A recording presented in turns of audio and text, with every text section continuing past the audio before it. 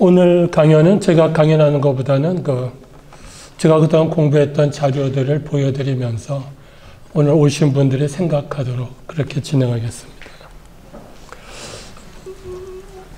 저는 원래 한시 전공입니다. 그래서 제가 아는 한시 중에서 이 낙토라는 말이 어디 있나 생각해 봤더니 2000년 전 그 시경이라는 책에 있습니다. 거꾸로 말하면 우리 한문학 또는 조선시대 기록에서 낙원이라는 말을 거의 안 썼습니다. 그러니까 참 이상하죠. 가장 좋은 말인데 안 썼어요. 이 낙토라는 말도 정반대로만 썼습니다. 그래서 하나 예로 보여드리겠습니다. 시는 다 볼 수 없고요. 밑에 푸른색이 낙토입니다. 적피낙토. 저 낙토로 가겠다. 시인이 낙토로 가고 싶어하는 이유는 이 제일 위에 큰 쥐가 쥐서자죠. 내 기장을 전부 먹었기 때문입니다. 3년 동안 사마도 계속 먹으니까 사실은 쥐를 잡아야 될 텐데 쥐를 잡을 수 없죠. 그래서 쥐는 짐작하시겠지만 그 세금을 필요 이상으로 걷어가는 관리들입니다. 그래서 내가 떠나겠다. 가는 곳은 낙토입니다. 자, 그런데 문제는 어딜 가도 낙토는 없다는 것입니다. 다른 나라도 상황은 똑같습니다. 2000년 동안 우리나라에서도 많은 분들이 낙토를 찾아갔는데 그 몇 가지 보겠습니다. 낙토를 검색했더니 몇 개가 억지로 나왔어요. 세종대왕 때입니다. 성종 때입니다. 함경도 세종대왕이 사군육진을 개척했는데 거기 가서 사는 사람이 없어요. 그러니까 사람이 살아야 땅을 지킬 수 있죠. 또 조선 때 군대들은 그 땅에 살면서 농사도 짓고 그 농사 지은 것으로 먹고 사는, 그러니까 농사와 그 군사가 합해 있는 개념이에요. 함경도 아무도 안 가니까 이 왕이나 또는 그 관리들의 생각에 그 좋은 땅을 왜 안 가나. 그런데 자기들은 물론 안 가죠. 여기 함경도 땅에 땅도 넓고 기름지고 해산물 바닷가니까 거기가 낙토야 그랬습니다. 이 낙토라는 것은 백성들에게 홍보하는 말이에요. 오늘 그래서 어떤 낙토가 있었나 몇 가지 보겠습니다. 자, 20세기 초, 19세기 말에 김태경이라는 분이 낙원이라는 제목으로 거의 유일하게 시를 썼어요. 이분이 생각하는 낙원, 요 밑에 보면 즐거움에서 즐거움을 구하면 어는 어조사예요. 즐거움에서 즐거움을 구하면 즐거움을 얻기 어려워. 이 말은 즐거운 것이 없다는 것입니다. 그러니까 이미 즐겁고 나서 정말 즐거운 거 찾으려면 어디에도 없어. 그럼 어디서 찾아요? 구락어우, 근심 속에서 즐거움을 찾으면 어디 간들 즐겁지 않겠어. 이름은 낙원이지만 거꾸로 말하면 어디에도 낙원이 없다는 것을 역설적으로 말하는 거예요. 이분은 결국 을사조약이 진행될 무렵 그 직전에 중국 남쪽으로 망명을 했습니다. 또 낙원을 찾아갔는데 거기서도 계속 조국을 그리워하면서 살았죠. 한국에 낙원이라는 지명이 없다고 했는데 낙원이 있죠. 이 낙원이라는 곳은 제 개인 연구실이 인사동에 있습니다. 바로 옆에 낙원동인데 여기 보면 1914년에 동네를 합했어요. 어지린자하고 절사자, 인사동입니다. 이거는 원각사, 파고다 공원이에요. 이 동네는 향교가 있었어요. 고려 때. 그러면 거기는 교동이죠. 그런데 총독부가 이 동네 이름을 낙원동이라고 전국적으로 거의 유일하게 조선시대 지명 관계없이 지은 몇 개 지명 중에 하나입니다. 여기가 왜 낙원일까요? 너무 어려운가요, 질문이? 왜 낙원일까요? 총독부는 그렇게 설명했어요. 여기에 파고다 공원이 생겼어요. 공원이라는 개념이 우리나라는 없었어요. 그 정원은 양반 아니면 임금님만. 그래서 비원이죠. 비밀스러운 정원. 그런데 공원이라는 거는 누구나 들어갈 수 있는 정원이에요. 그러니까 즐겁다. 낙원동이다 그랬습니다. 근데 사실은 여기 창덕궁에 있던 수많은 궁녀들이 1910년 합방되면서 전부 밖으로 나왔어요. 또는 여기 수락관의 나인들.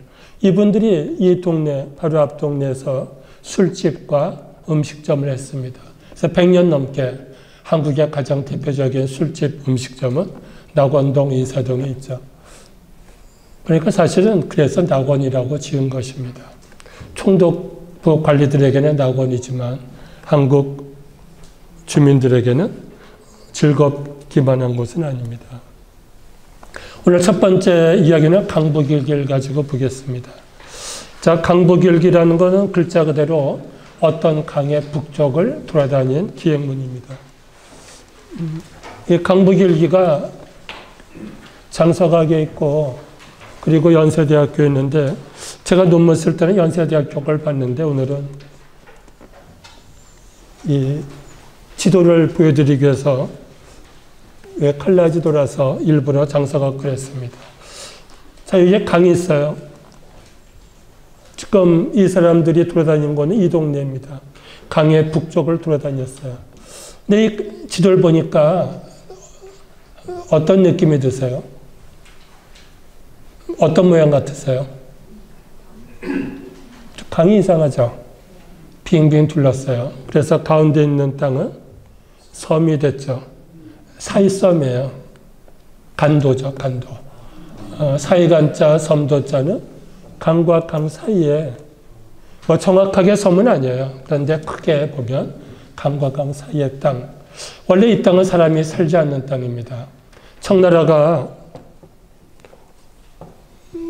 여진족이 명나라를 망하게 하고 북경으로 들어가면서 이 땅을 비워놨어요. 자기들의 본거지예요. 여기는 거룩한 땅이니까 비워놨지만 거꾸로 말하면 혹시라도 원나라처럼 망하면 돌아갈 곳이 있어야 되죠. 원나라도 몽골이죠. 몽골이 와서 북경을 점령했는데 나중에 쫓겨갈 때는 갈 곳이 없었어요. 그리고 글자도 잊어버리고 지금 몽고 글자 없죠. 청나라도 똑같아요. 점령은 했지만 결국은 자기 말과 글자를 잊어버렸어요. 어쨌건 이 땅을 비워놨는데 먹고 살 게 없으니까 하나 둘 건너가서 이제 개척을 했습니다. 만주족과 여기 들어온 만주족과 넘어간 조선족이 어울려 살았던 곳이 간도입니다. 여기 압록강 하류라 했습니다. 그러니까 평안도죠. 평안북도. 요거는 지금 사이섬을 이루고 있는 혼강, 파저강이라고 되어 있습니다. 여기에 강계 평안북도 동네들입니다. 그러니까 이 강북일기는 무슨 일로 압록강 북쪽을 조사하러 갔던 분들의 기록입니다. 그 강줄기 이 북쪽까지 쭉 올라가 봤더니 여기는 대야 일망무제, 대야, 큰 벌판이 한 번 바라보는데 무제, 끝이 없어. 끝없는 벌판. 여기는 안 갔어요. 왜냐하면 출장 온 목적은 강 건너 탈출한 또는 월경, 국경을 넘어간 조선 사람들을 조사하는 게 목적입니다. 여기는 없으니까 바라보고 끝없이 넓구나. 강북일기 설명하겠습니다. 여기 첫날 임신년 5월 30일 날 세 사람이에요. 최종범, 김태응, 임석권 세 사람이 관청의 명령을 받고 하직 인사하고 죽전위에 있는 주중겸의 집에 이르렀다. 이미 관청에서 준비한 이 보따리가 있었어요. 짊어지고 세 사람이 길을 떠났죠. 다 번역할 필요는 없습니다. 지금 출장을 가는 첫날부터 기록을 했습니다. 제가 이제 번역을 했습니다. 관청에서 이미 여행 보따리를 다 준비해 놨어요. 그리고 이튿날 하산면, 금창리, 상류, 오구배라는 곳 아무도 없어요. 누가 보면 안 되죠. 넘어가는 거는 원칙적으로는 불법이죠. 자, 이 동네는 여기 지도 여기죠. 오구배라는 곳, 죽전에 있는 금창리 동네예요. 여기서 이제 갈색은 이 사람들이 계속 걸어 다녔던 길을 표시한 것입니다. 여기 보면 계속 강줄기가 상당히 많습니다. 조그만 거의 뭐 개천들이죠. 요거 하나마다가 3, 4, 5, 6, 7, 8, 9 그러니까 강을 건너갈 때마다 숫자가 늘어요. 그래서 강의 이름을 붙일 필요 없이 몇 번. 근데 그 강마다 이제 골짜기가 있어요. 사람들이 사는 동네들입니다. 첫 번째 동네는 마로포를 지금 들어가죠. 자, 첫날 기록입니다. 그곳은 마로포야. 여기는 25개의 움막이 있었습니다. 비율 보면 아는 것처럼 조선 사람이 2배 넘게 가 있었습니다. 그런데 20명쯤이 지금 강가에서 사금을 걸러내고 있었어요. 자, 그렇다면 이 사람들이 강을 건너간 첫 번째 이유는 금을 캐러, 금을 얻으러 간 것입니다. 미국 서부 영화 보면은 골드러시 같은 거예요. 지금 황무지인데 금이 있다니까. 금이 얼마나 있는지 알 수 없어요. 근데 소문만 듣고 금이 있다니까 간 것입니다. 자, 여기 보면 사람 숫자를 우리나라 사람은 명이고 오랑캐는 한이에요. 한은 악한 할 때 한이에요. 산에 악한, 무례한 이거는 별로 안 좋은 뜻이죠. 자, 이제 왜 왔느냐 물어봤더니 설명을 했어요. 이 동네 신선이 사는 별 3개가 있다는 말을 듣고 내가 찾으러 왔다. 그 낙원을 찾으러 온 것입니다. 자, 근데 이 사람들은 관리예요. 낙원을 찾으러 온 게 아니라 사실은 낙원을 찾아 조선을 떠난 조선 사람들을 조사하고 그들이 어떻게 사는지 혹시라도 반란을 일으키는 게 아닌지 이제 수사하러 온 곳입니다. 근데 그 동네 사람들이 많다 보니까 서로 그 어떤 조직을 만들었어요. 그러니까 자치적인 조직이 생겼습니다. 첫날 이모범의 집에서 잤어요. 그런데 아까 18명의 그 7집의 오랑캐들이 감금을 했어요. 왜 왔는지 조사해야 되죠. 이튿날 오랑캐 50명이 총을 들고 왔어요. 총을 들고 왔다는 것은 거의 군대 조직입니다. 근데 금방 탄로났어요. 이 사람들은 작년에 오랑캐와 싸웠던 조선의 관군들입니다. 다 이제 장교들이에요. 그런데 다행히 또 한 명이 청나라 말을 통역을 했기 때문에 그들이 통행증을 만들어줬어요. 일종의 비자를 만들어준 것입니다. 이제 다녀도 좋다는 것입니다. 이 사람들은 하루하루 밥값을 전부 썼어요. 이거는 비록 조선의 관리지만 백성들에게 폐를 안 끼치고 그날 밥값을 지불한다는, 그리고 조정에 돌아가서 보고를 해서 출장비를 받아야겠죠. 그래서 전부 밥값을 썼습니다.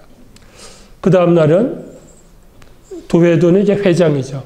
가장 높은 조선의 우두머리 집에 찾아갔습니다. 신태의 집. 자, 여기 지도 보면 요 강줄기 쭉 가면 여기가 신태가라고 그랬어요. 그 사람들은 먹고 자고 했던 곳을 전부 다 표시했습니다. 지금 3번째 숙박한 곳이 신태의 집입니다. 자, 신태가 문서를 보여줬어요. 회상이라는 것은 말해 조선족 자치 조직의 문서입니다. 하나는 주민명부. 자, 여기에 사는 사람이 지금 193 더하기 356호 엄청나게 많죠. 조선 사람만 1670명, 2000명 넘는 거의 3000명 되는 아주 커다란 조직입니다. 이 얘기는 거꾸로 말하면 이 한 구역에만 해도 저렇게 많은 조선 사람들이 낙원을 찾아 조선을 떠났다는 증거이기도 합니다. 조선 사람들의 무기입니다. 조총 48자루. 여기 재미있는 기록이 있습니다. 겨울이 되면 총을 다 걷어요. 내 이듬해 한식이 되면 내어주죠. 겨울에는 압록강이 얼기 때문에 조선 사람들이 계속 넘어왔어요. 그러니까 오랑캐들이 믿지 못하는 거야. 지금까지는 친구처럼 지냈는데 조선족이 더 많이 들어오면 무슨 일을 할지 모르니까 총을 걷어들이는 것입니다. 이 사람들의 직업입니다. 농사, 인삼, 산삼이죠. 사냥, 그리고 아까 사금 이런 것들로 생활했는데 대부분은 노동으로, 오랑캐의 노동으로 먹고 살았다 그랬습니다. 그러니까 낙원을 찾아갔지만 낙원을 아직 못 찾은 것이죠. 이 관리들은 가는 집마다 질문을 했습니다. 조선에서 들었던 전설입니다. 이러이러한 동네가 이제 낙원이에요. 신선세계고 그 동네마다 훌륭한 신선 같은 지도자들이 있어. 장군도 있고 처사도 있고 진사도 있고. 이게 소문이 조선에서 널리 퍼져서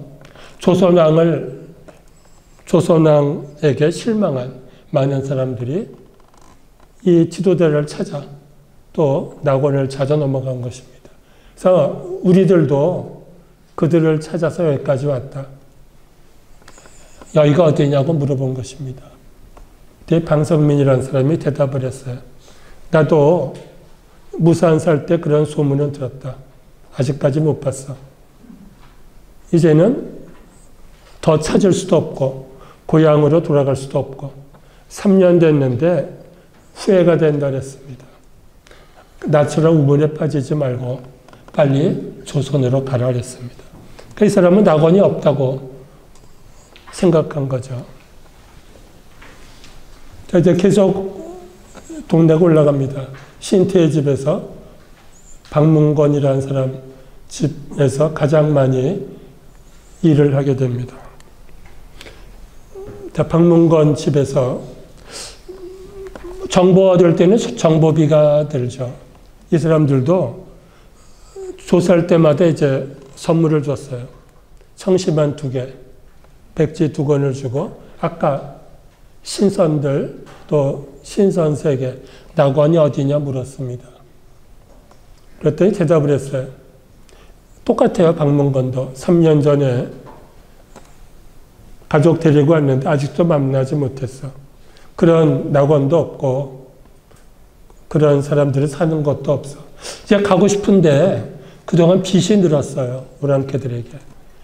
그래서 이제 갈 수도 없어. 우리 식구들은 이미 봄에 고향으로 돌려보냈어. 근데 여기에 종도 데리고 왔어요. 이 사람은 양반이죠. 조선서도 먹고 살만했는데 낙원을 찾아 가족과 종들을 데려온 것입니다. 주로 몰락한 양반들이 많이 왔습니다.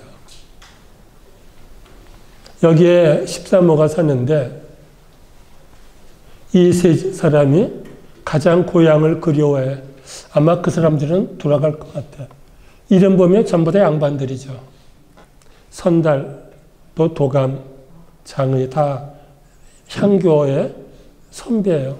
이런 사람들이 신선 또는 낙원 전설에 속아서 넘어온 것입니다. 150리 더 올라가면 거기 우리나라 동네가 있었는데 마적들에게 몰살당해서 아무도 살지 않아. 자, 낙원을 찾아갔다. 상당히 많은 사람들이 재산만 뺏긴 게 아니라 목숨까지도 잃었습니다. 자, 향마적의 동네는 어딘가요? 압록강 하류의 이쪽입니다. 이쪽이 다 향마적의 동네예요.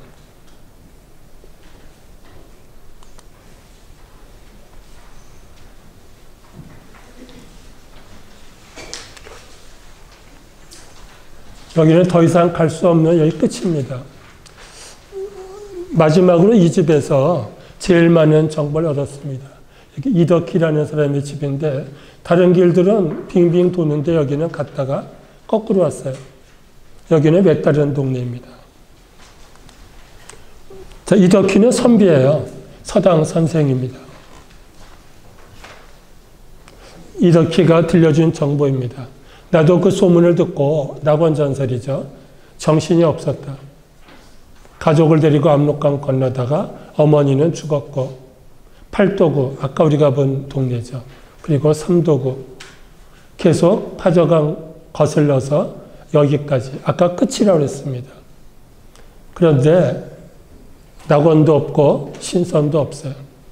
그래서 이 사람은 학자이기 때문에 그러면 누가 그 설화를 처음 만들었나 조사했더니 무산에 살았던 사람 김씨 역시 지식인입니다.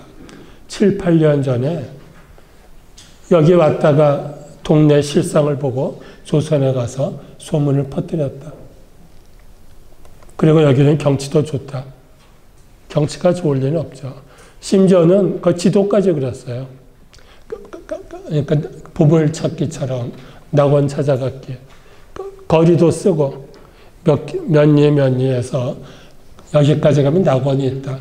그러니까 상당히 조직적으로 지금 낙원 찾아가는 설화를 조작한 것입니다. 그래서 수천 명이 그 설화에 속아서 가족을 끌고 고향의 집을 팔고 넘어온 것입니다. 이 사람이 지식인이니까 관리들에게 시를 써서 주었습니다. 참여하는 시예요. 나는 세 가지를 좋아해. 산이 맑고 물이 맑고 사람이 맑은 곳. 서울의 삼청동 산 맑고 물 맑고 사람 맑은 곳입니다. 그래서 그런 땅이 있다는 말을 듣고 가족을 데리고 왔어요. 이 사람이 제일 후회하는 것은 임금을 버린 것입니다. 임금의 교화가 미치는 곳에서 왕의 교화를 받고 살아야 되는데 나는 왕을 떠났어. 그러니까 첫 번째는 충을 버린 것입니다. 그러니까 충을 못했고 어머니까지 길에서 죽었으니까 효도 못했어요. 충효를 다 못했죠. 무릉도원 이야기를 잘못 듣고 후회도 소용이 없어. 그래서 봉도는 복례섬입니다. 신선세계 잘못 들어왔다는 오입, 잘못했다는 뉘우침. 이제는 고향을 가고 싶어. 당신이라도 빨리 돌아가 하고 이야기를 했습니다. 자, 이 동네는 우리 역사에서 고려시대 윤관이라는 장군이 개척했던 선춘령입니다. 아까 지도에 선춘령이 나오죠. 고려국경이라고 쓴, 이거는 물론 나중에 그림입니다만 윤관 장군이 개척한 곳. 아까 선춘령까지의 이덕희는 올라갔어요.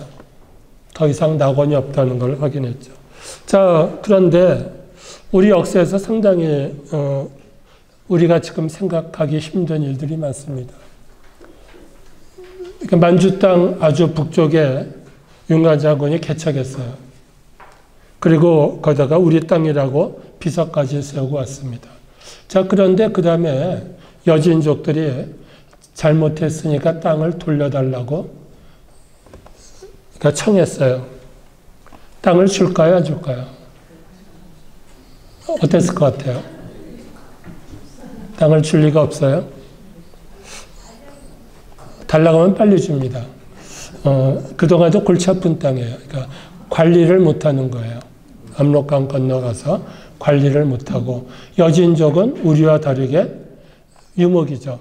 그럼 말 타고 다니는 언제라도 싸움을 거는 그래서 골치가 아프고 그러니까 생각이 지금하고 다른 발상입니다. 그러니까 빨리 돌려줬습니다. 이건 딴 얘기인데 전에 국회에서 조선통신사 관계로 세미나를 했는데 그때 주제는 세종대왕 때 대마도 정벌에 대한 이야기입니다. 대마도 정벌했어요.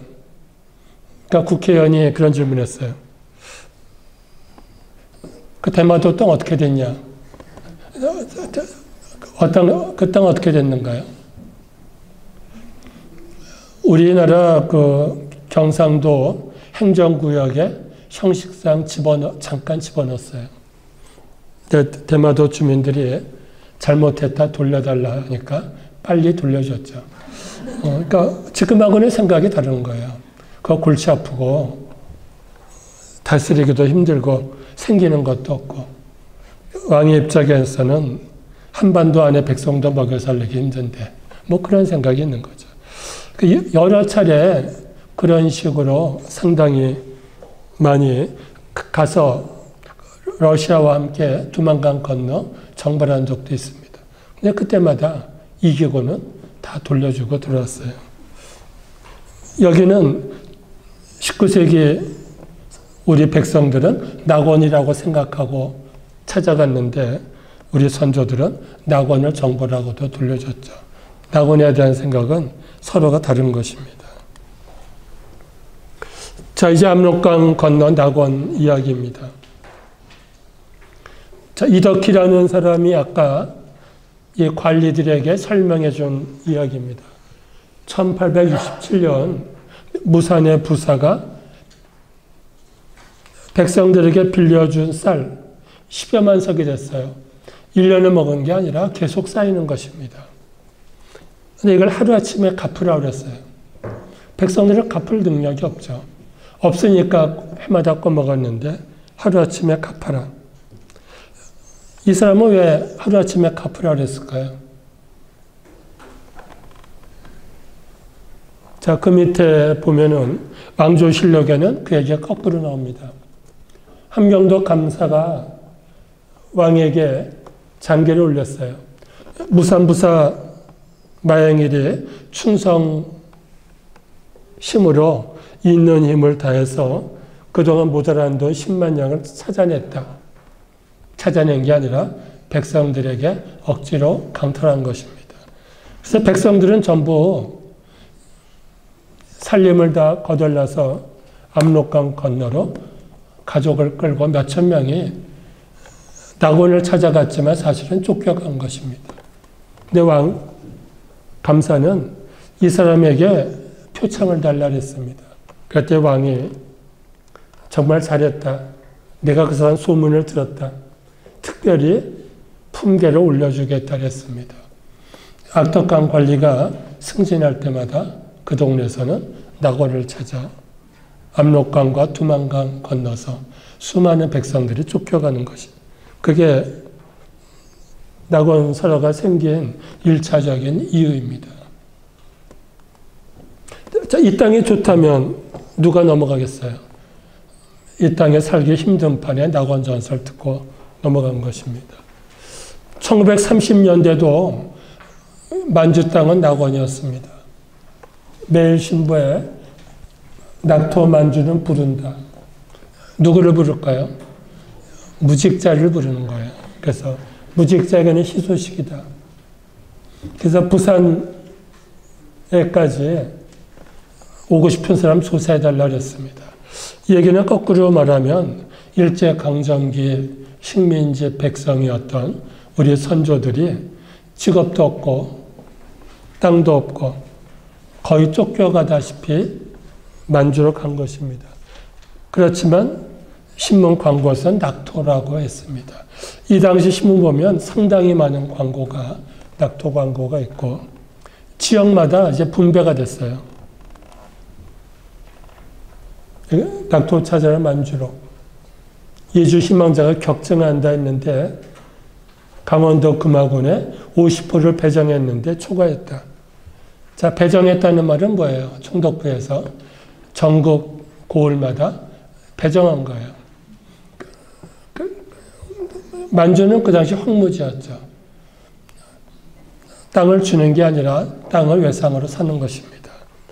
그리고 그 땅을 개척하면 결국은 일본 땅이 되는 것이죠. 여기 일본이 세운 나라가 만주국이죠. 이렇게 넘어간 수많은 우리 선조들 덕분에 만주국이 세워졌습니다. 부산일보 축하하는 기사죠.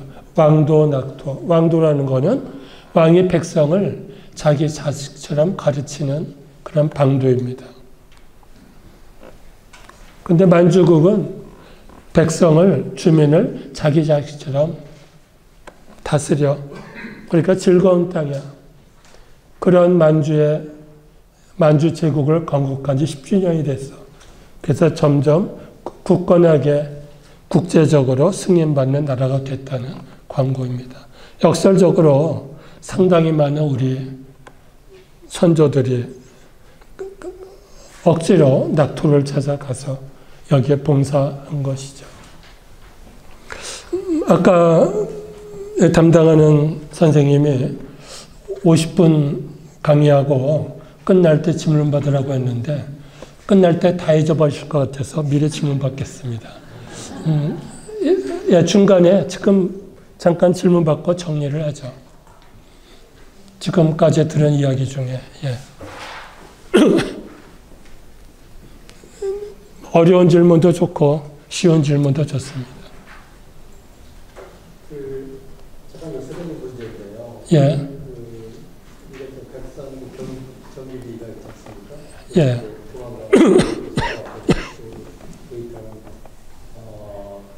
백성 정비에 예. 예. 그런 거 그때의 그 정비비 내용이 남아 있습니까? 정계비의 문장이 길지 않습니다. 그리고 19세기까지도 사진들이 많이 있습니다. 근데 뭐 그냥 백두산 정말 황폐한 땅에 세워가지고 뭐 누가 찾아가 보지도 않는 그런 비석이고, 제일 큰 문제는 그때 그 정계비에서 북경을 의논해서 정해야 되는데 그 책임자가 나이도 많고 몸이 너무 비대해서 거의 걸어갈 수가 없었어요. 걸어가야 되거든요. 그래서 올라가질 않았습니다. 그러니까 청나라 책임자는 뭐 목극당이라고 갔고, 우리 쪽은 역관만 갔어요. 그래가지고 거기서 시키는 대로 자리를 잡은 것입니다. 그래서 그거는 뭐 별로 거의 의미가 없고, 아까 말씀드렸지만 그 땅은 황무지였기 때문에 그 땅에 대한 영토에 대한 개념 자체가 없었어요. 그러니까 지금처럼 10만 평, 100만 평 그런 개념이 아니라 그냥 그때 국경이라는 게 어느 강이죠. 어느 강부터 어느 강까지. 근데 강이라는 거는 뭐 계속 움직이고 그리고 또 하나는 그 강의 이름이 우리가 지금 보는 지도에서 보는 이름이 아닙니다. 그래서 그 강이 이 강이냐 저 강이냐. 아까 우리가 보았던 파저강, 북조의 강도 홍강 그래요. 그러니까 똑같은 강이 이름이 여러 개입니다. 그 만주족에 불렀던 이름도 있고, 한족에 부른 이름도 있고. 제가 백두산을 6번쯤 갔습니다. 5번은 중국 쪽에서 여기저기 갔고, 한 번은 북한 쪽에서 그 삼지연에서 이제 올라갔어요. 근데 그때는 그 북한 쪽에서 선심을 써서 케이블카를 태워가지고 걷지 않고 올라갔는데 중간부터는 황무지예요. 그러니까 중국 쪽에서 올라가는 길은 관광객도 많고 잘 알려져 있죠. 천지폭포도 있고 볼 것도 많고 한데 북한 쪽은 뭐 관광하는 사람도 없고 그래서 아주 황폐한 땅이고 그때도 저도 아까 정계비 생각했습니다. 정계비가 어딘지 모르지만 그때 그 갔던 사람 자체가 거의 무책임하게 그냥 위임했기 때문에 정말 엄청난 땅을 빼앗겼지만 빼앗겼다는 생각은 아무도 안 했습니다. 그 전설에는 그 청나라 첫 번째 황제가 여진족인데 함경도 사람이라는 전설도 한국 쪽에 있습니다. 예전에 수집한 전설에 그 야레자 전설이라는 게 있어요. 그 야레자, 밤마다 오는 야레야. 혹시 무슨 뜻인지 짐작하세요? 밤마다 오는 사람. 누굴까요? 도둑이에요? 뭐 도둑도 있겠지만 어떤 처녀가 사는 집에 밤마다 오는 손님이죠. 그런데 이 여자가 애를 뵀는데 아버지를 알 수 없어요. 근데 점점 배가 부르니까 친정 아버지에게 말을 했겠죠. 사실을 이렇다 했더니 아버지가 그러면 끈을 줬어요. 오늘 밤에 또 오면 끈을 묶어라. 그래서 그 다음날 아침에 끈을 쫓아가 보는 거죠. 그런 전설이 상당히 많습니다. 충청도에도 있고. 근데 충청도에는 그렇게 태어난 아이가 견훤이에요. 견훤, 후백제. 이거는 상당히 좀 비유하기는 그렇지만 우리나라 신화 보면은 전부 다 첫 번째 왕은 그렇게 태어나죠. 사람과 사람이 아닌 어떤 존재. 그러니까 뭐 당군이나 고구려나 다 위에서 온 어떤 신이고 엄마들은 다 이 땅에 있는 여자들이에요. 그러니까 왕은 그렇게 태어나야 된다고 생각하는 거죠. 사람이 아닌 어떤 존재와. 근데 후백제쯤 가니까 이때는 후백제 왕은 금방 망했죠. 신하가 만들어줄 틈도 없어요. 그러니까 그런 식으로 전설이 남았습니다. 아까 청나라도 그 아이가 상당히 누랬어요.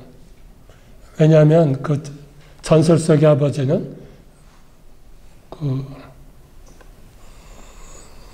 쪽제비예요. 쪽제비. 그러니까 누렇죠. 그래가지고 그 아이를 이름을 누러치라고 했는데 나중에 누르아치가 됐다.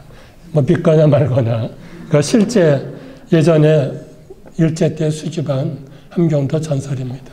그 전설은 거꾸로 말하면 청나라 황실 그 핏줄이 한국 사람하고 관계가 있다는 어떤 믿음이 있기 때문입니다. 그리고 그 사람들 성은 김씨죠. 옛날 김씨입니다. 뭐 여담이 빗나갔지만 그 사람들이 왕실이 북경으로 가면서도 언젠가 다시 백두산 일대로 돌아오겠다. 그래서 그 땅을 확보하려고 사람 못 살게 했고 그리고 정계비를 세웠지만 정계비는 훨씬 더 북쪽으로 세웠습니다. 또 어떤 얘기지만 국경 얘기가 나왔으니까 그 개신교에서는 성경 제일 처음 번역한 곳이 일본과 중국입니다. 그러니까 한국 성경을 번역한대. 그러니까 한국어 성경인데 다른 나라들은 전부 다 선교사들이 그 나라 말로 번역을 해서 들고 왔어요. 그런데 그 언더우드는 한국에 올 때 일본에서 한국어 번역 성경을 이수정이라는 사람이 번역한 걸 가지고 왔어요. 북쪽에서는 그 로스라는 영국 선교사가 번역을 한국 사람과 같이 했습니다. 그 동네가 아까 사이섬 그 간도입니다. 제가 그때 그 강연하면서 지도를 보여줬는데 그 성경을 번역한 동네는 압록강 건너서 한참 올라가면 거기에 책문이라는 동네가 있어요. 책문. 책은 울타리예요. 울타리. 책문이라는 거는 나무 울타리, 쌀이나무로 울타리를 만들어서 여기부터가 청나라라고 삼은 국경입니다. 그러니까 청나라 자체가 거기까지 수백 리는 청나라 땅이 아니라고 생각했어요. 그러니까 조선과 청나라 완충을 한 게 책문입니다. 그래서 모든 중국 가던 박지원의 열알기도 책문에서 보따리에 검사하는 얘기를 한참 씁니다. 거기까지는 우리나라 땅이에요. 그 성경 번역하는 것도 거기에서 책문에서 선교사와 한국 사람들이 만나는 거예요. 그러니까 그 큰 땅이 압록강부터 어디까지 백두산까지 요즘의 휴전선보다 훨씬 넓은 개념입니다. 그 정도 땅은 비어 있었지만 우리나라 땅이라고 생각을 서로 했습니다. 그래서 조선 총독부가 있었지만 연변 쪽에는 일본이 거기다 출장소를 세웠어요. 그리고 제가 요즘은 선교사 편지 데이터베이스라고 했는데 선교 본부가 영길에도 있었어요. 그러니까 한국 선교본부예요. 그러니까 중국 선교본부가 아니라. 그러니까 중국 선교부에서도 그 땅은 한국 땅이다. 그게 1880년 때부터 일제강점기까지. 그래서 아까 정계비가 어디까지 하는 거는 사실 이제는 뭐 더 의미가 없지만 그때 우리나라 사람들은 여기가 우리 땅이라고 생각하고 상당히 무르게 그리고 뭐 땅이 있어도 별로 의미 없게 생각한 것입니다. 지금 우리가 듣기에는 정말 어처구니 없지만 그게 영토고 그러면서 이 땅은 살기 힘들어서 또 새로운 땅을 찾아 나간 게 낙토 이야기입니다. 예, 다른 질문 있으면 참 설명드리겠습니다. 예. 그러니까 만주 간도 거기가 아까 말씀하실 때 여진족한테 돌려줬다고 했잖아요. 이 땅을 여진족한테 돌려줬다. 간도가 아니라 윤관 장군의 땅이죠. 예, 제가 듣기로는 그러니까 아까 우리가 지도 볼 때 이덕희라는 사람이 제일 끝이었죠. 그리고 그 강 건너에 선춘령이라고 한자로 써 있었습니다. 그 선춘령이 아까 비석을 세운 그쪽입니다. 그러니까 그 밑에까지는 우리 권리였는데 아니 근데 거기가 우리의 구역이었다는 거는 우리끼리 하는 얘기죠. 예. 그러니까 법적으로는 어쨌든 권리를 가지지 못한 상태였다가 일제시대 때 자동적으로 넘어가는. 예, 바꿔서 아까 평안도 관리세 사람이 조사하러 갔죠. 조사하러 간 거는 거기가 우리 땅이 아닌데 우리 백성이 갔으니까 조사하러 간 거죠. 그러니까 법적으로는 중국 땅이라고 인정을 한 거죠. 이미 그때 중국 땅으로 인정을. 예, 그렇죠. 그러니까 그렇지 않다면 우리의 관리가 거기에 있었겠죠. 남록강 남쪽에서 아까 빨간색, 젓갈색 그 선을 넘어간 거예요. 그러니까 근데 그 땅에는 중국 관리도 없었어요. 그러니까 중국도 자기의 땅이라고 생각하지 않던 시대입니다. 이해가 안 가죠? 이해가 안 간다는 거는 어느 쪽도 권리를 주장하지 않고 있는데. 그러니까 그럴 생각이 없는 땅이죠. 그러니까 이해가 안 간다는 거는 지금처럼 이 국경이라는 게 우리나라 휴전선은 철책이 있으니까 실감을 하죠. 근데 외국 가면 국경, 눈에 안 보이는 국경이 상당히 많아요. 뭐 상당히 엄청나게 많습니다. 뭐 미국, 캐나다 같아도 뭐 거기에 국경이라는 거는 어떤 길에 거기서 여권을 보니까 국경이지. 국경인지 아닌지 알 수가 없죠. 유럽에 가도 그렇고 제가 스위스의 제네바 대학 교수와 3년 동안 공동 연구했어요. 그래서 해마다 가서 도와줄 시기 있었는데 그 제네바 대학에 출퇴근하는 사람들은 전부 다 프랑스에서예요. 그러니까 스위스 사람도 워낙 제네바는 국제도시니까 집값도 비싸고 방이 없어요. 전 세계 국제기관들이 다 들어와 있어요. 그러니까 직원들도 프랑스에서 출퇴근해요. 근데 거기에 그 세관도 없고 이해가 안 가지만 아무것도 없어요. 국경을 넘어간다 생각이 없어요. 저도 그 동네 물건 사러 이제 갔는데 계속 전화가 시끄러워요. 시끄럽다는 거는 우리나라 외교부에서 이제 국경을 넘어갔으니 뭐 계속 나오죠. 근데 그 설명이 끝나기 전에 또 시작해요. 이 길이 꾸불꾸불하니까 프랑스, 스위스 3, 4분 동안 그러니까 계속 띵동띵동하고 신호가 오죠. 그러니까 국경이라는 개념을 그 사람들은 전혀 하지 않습니다. 이 시는 물론 뭐 비자도 없이 오고 가니까 어렵죠. 그러니까 국경이라고 할 때 이 시대에는 철책선도 없고 강건도 어디쯤은 중국 땅인데 가서 살고 그렇게 한 거죠.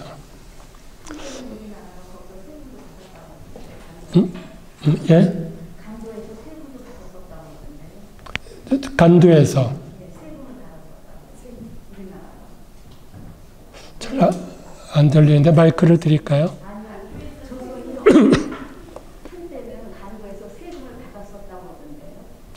우리가 세금 받았다고요?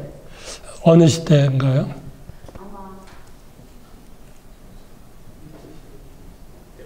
어인 중인가 뭐 우리가 간도 무슨 관리사로 그때 같은데. 그러니까 간도 관리사라는 거는 그 세금 받으라고 보낸 건 아니죠. 우리나라 사람들이 거기 가 있으니까 그 사람들 도와주러. 요즘으로 치면 영사관 같은 개념이죠. 그런데 실제로 우리 넓게 말하면 한국 사람이 엄청나게 많이 살았죠. 그래서 제가 연변대학하고 한 10년 동안 공동연구를 해마다 갔는데 이제 계속 그 한족들이 들어와요. 그러니까 처음에는 조선족이 당연히 더 많았죠. 그래서 모든 데는 한국말을 앞에 쓰고 중국말을 밑에 썼죠. 근데 이제는 벌써 역전됐어요. 그러니까 자치주지만 한족이 훨씬 더 많이 살죠. 한족은 계속 살기 좋은 연변으로 오고 조선족은 더 살기 좋은 한국으로 들어오죠. 그리고 중국 전 지역으로 퍼졌어요. 제 제자들이 중국에 교수하는 중국 제자들이 많습니다. 근데 조선족 제자에게 제가 전에 상해에 있는 대학을 소개했어요. 그때 이 친구가 박사 받고 가야 되는데 겁이 나서 안 가겠다고. 그때까지만 해도 조선족은 양자강 남쪽은 갈 생각을 안 했어요. 그러니까 북경까지는 우리 땅이고 머릿속에 조선족이 사는데 남쪽에는 안 살았어요. 내가 앞으로 점점 더 상해 쪽에 훨씬 북경보다 좋아질 테니까 가라 그랬죠. 그 학교는 정말 살기 좋은 신도시예요. 여의도 같은 지역이고 가보더니 잘 왔다고 그러죠. 그러니까 조선족은 더 살기 좋은 곳으로 계속 퍼졌습니다. 그래서 지금 영길에는 숫자가 엄청나게 역전이 됐죠. 이것도 딴 얘기입니다만 중국에서 10년 전에 제가 연변대학 총장에게 어떤 상을 줬어요. 그때 제가 이제 설명을 그렇게 했습니다. 중국 전체에 한국어를 보급한 대학이 연변대학입니다. 그때 중국의 한국어 학과가 200개가 됐어요. 근데 200개라면 실감이 안 나시겠지만 한국의 국문과는 100개가 안 됩니다. 그러니까 한국의 국문과는 자꾸 다른 과로 콘텐츠라든가 문화 쪽으로 바꾸고 중국에서는 한참 한국어 졸업생이 필요하던 시대. 그러니까 우리보다 2배가 많은 그 교수들이 거의 다 연변대학 출신 조선족입니다. 근데 작년에 상해에 다시 가서 강연하면서 통계를 보니까 거의 모든 한국어학과 교수들이 한족으로 바뀌고 있습니다. 한족들이 발음은 나빠도 한국어를 가르치는 시대가 됐죠. 뭐 이건 여담이지만 그러니까 상당히 이 낙원이라는 생각을 가지고 갔던 뭐 나중에 결론이기도 합니다만 우리 그 한국인들은 그 계속 움직여요.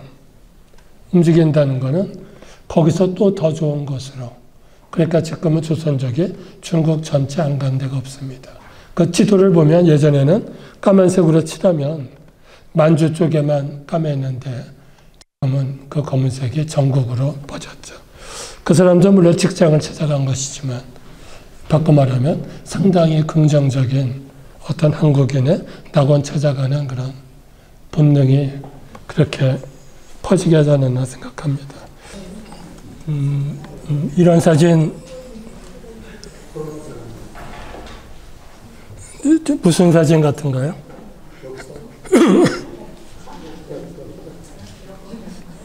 여기 이름이 있죠. 도산 안창호 선생이었군요. 평안도 평양 거주하고 인천을 거쳐서 화성돈이죠. 미국 워싱턴까지 가니까 연도 그 길에 있는 여러 관청들이 도와달라는 이야기입니다.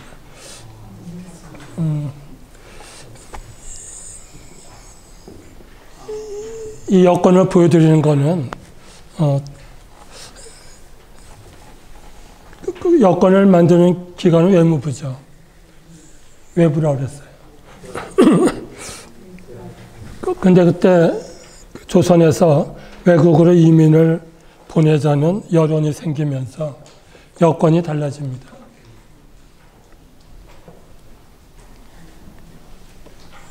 관청 이름이 여기 세 글자인데 이 글자 원래 숫자예요. 편안할 수. 그러니까 수민어는 백성을 편안하게 해주는 관청 그 뜻입니다. 그래서 이민을 보내는 것인데 아주 나쁘게 말하면 조선이 먹기 살기 힘드니까 밖으로 내보내는 거죠. 어쩌고 이름은 그런 뜻이에요. 근데 그 당시에 신문들을 검색하니까 한글로는 수가 아니라 유민원이라고 썼어요. 근데 뜻을 보면 숫자가 맞습니다. 이때 세웠는데 여기 목적이 있습니다. 목적이 두 가지인데 첫 번째는 외국의 수학, 유학을 가고 또 유람, 여행을 하고 농업, 공업, 상업 일을 하고 자 그런데 이 시대에 외국에 여행하는 사람은 거의 없었죠. 갈 수도 없고 뭐 부자라도 딸내를 구할 수가 없죠. 그러니까 출장 가는 외교관 말고는 관광객은 없고 그리고 유학하는 학생이 선교사들이 보내는 학생 어쩌다 있었습니다. 그리고 아직까지 농업, 공업, 사업은 아직까지 없었어요. 없었다는 것은 조선은 철저하게 쇄국 정책입니다. 외국에 나갈 수 없다. 또 거꾸로 외국인도 들어올 수 없다. 우리나라가 언제부터 쇄국을 했을까요?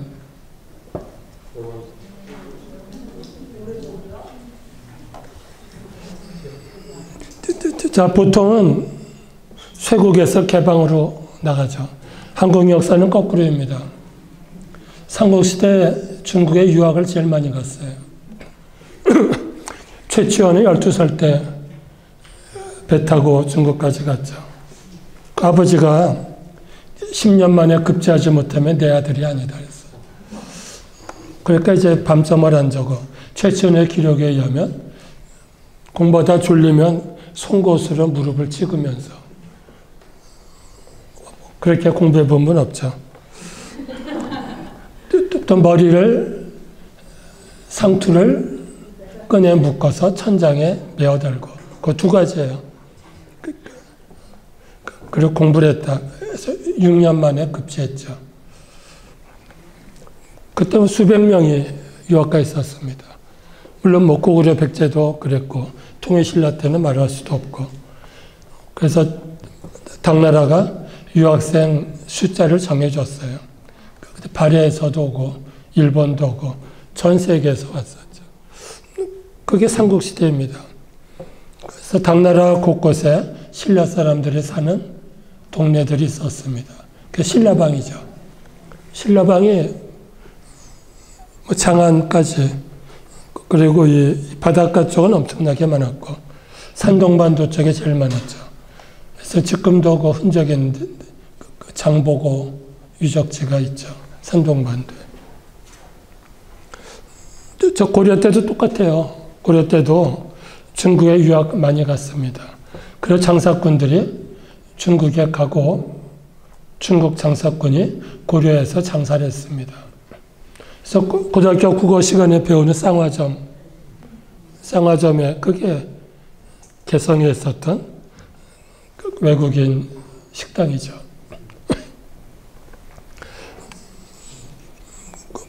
신라나 고려 때는 그 국제무역항들이 있었죠.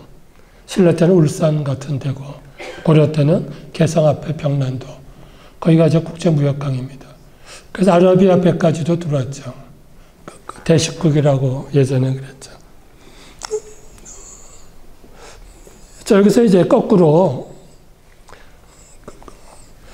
그때는 외국어 배우는 학원이 우리나라에 있었어요. 그러니까 중국말도 고려에서 배웠어요. 근데 조선 때는 국경을 막았어요. 명나라와 조선이 함께 막았습니다.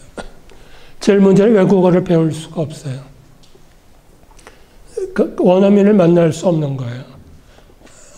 그러니까 조선 사람에게 중국어를 배우고 종이책을 가지고 배우는 거죠. 자, 외국어가 잘 통했을까요? 그렇다고 외국을 해마다 가는 것도 아니에요. 일생에 두세 번 가면 그래야 본전을 뽑는 거죠. 그러니까 외국어를 쓸 기회도 없고 현지에서 배울 기회도 없어요. 그래서 어떤 중국어를 좀 알아듣는 관리들이 이따금 연행록에 쓴 거 보면 통역이 틀리게 한다. 우리가 알 정도로 그렇게. 그런 시대가 조선입니다. 그러니까 조선은 오지도 않고 가지도 않는다. 자, 그런 영향으로 해방 뒤에도 이승만 대통령이 철저하게 한 것은 화교들은 집을 살 수 없다. 그랬습니다. 그 화교들은 전부 다 현금 가지고. 저는 인천에 살았는데 고등학교 때는 친구들이 중국 애들이 있었어요. 화교들이죠. 근데 집을 살 수가 없어요. 그리고 전부 현금은 집에다 감춰놓고 그리고 살죠. 그런 시대에 여기서 농업, 공업, 상업 하나 외국 간다는 거는 이제부터는 돈 벌러 보내겠다는 뜻입니다. 아직까지는 안 했어요. 자, 그런데 이제 두 번째가 문제입니다. 두 번째 얘기가 복잡한데 이게 계약 얘기가 나와요. 그러니까 계약 노동자는 인정하지 않겠다는 겁니다. 계약 노동자는 요즘 말로 하면은 불공정해. 공정하지 않은. 하와이 계약 노동자는 절반쯤은 노예입니다. 노예예요. 그러니까 주인이 먹을 거 다 주고 집도 주고 그리고 어디 가지도 못하고 그렇죠. 진짜 미국에 노예가 있을까요? 없을까요? 미국에 노예가 있다 없다? 노예가 있었다. 그렇죠? 있었다. 남북전쟁 끝나면서 없어졌어요. 근데 이 시대는 남북전쟁 끝나고 한 20년? 얼마 안 돼요. 그러니까 절반 노예들이 아직도 있는 거예요. 근데 법적으로는 인정하지 않았어요. 그러니까 외국에서도 계약 노동자는 들어올 수 없어요. 하와이는 미국 땅이었을까요? 아니었을까요? 요거보다 얼마 전에 미국 땅이 돼요. 미국 땅이 되는데 미국의 주는 물론 아니에요. 영토가 되는 거죠. 저 영토가 됐는데 문제는 사람이 없으니까 일본과 중국에서 계약 노동자를 많이 데려왔어요. 그 사람들은 그때는 계약 노동자가 있던 시대예요. 근데 이제 법전이 없어졌어요. 없어지니까 하와이에 와 있던 중국과 일본 노동자들이 요즘 말하면 노동조합을 만든 거예요. 그래서 투쟁을 했어요. 그러니까 하와이에서는 골치 아프죠. 투쟁하지 않는 노동자가 오면 좋겠다. 그러려면 계약을 해야 돼요. 계약서에 그런 것들을 못하게. 근데 한국 정부도 여기 수민원의 원칙에는 계약 노동자는 보내지 않겠다. 하고도 보냈죠. 그러니까 불법을 국가가 앞서서 한 것입니다.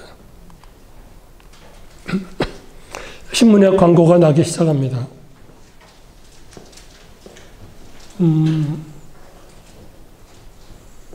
인천에 있는 이 대시라라는 거는 그 대슐러라고 하는 이민업자가 은행을 만들었어요. 이 은행에서 지금 소년, 우리 은행에서 일할 한국 소년 너댓 명을 구한다. 근데 이 사람은 영어를 잘해야 돼. 품행은 단정하고 게으르지 않고 태는 권태할 때 태자. 그리고 그런 사람은 인천항 내동에 있는 대시라 은행으로 와서 상담하자. 한국서 가장 오래된 감리교회 중에 하나가 인천의 내립교회 이 동네입니다. 그 내립교회 있던 존스 목사가 하와이 이민 노동자를 모집했어요. 그 대슐라와 존스가 같이 했죠. 그래서 은행도 그 내동에 있습니다. 그리고 그 해 겨울에 첫 번째 이민선 켈리코가 일본에서 출발했습니다. 자, 유민원에서 아까 우리가 본 거는 외부 여건입니다. 유민원에서 첫 번째 하와이로 가는 여권 만들었습니다. 아까 여권과 차이점은 영어가 있는 거예요. 아까 영어 없었죠? 여기에 보면 여기 유민원 총재, 민영환, 이경두라는 한국 사람에게 첫 번째 여권을 만들어줍니다. 민영환이 유민원 총재가 된 거는 세계 일주를 몇 번 한 사람이죠. 그래서 가장 외국을 잘할 거라고 생각했습니다.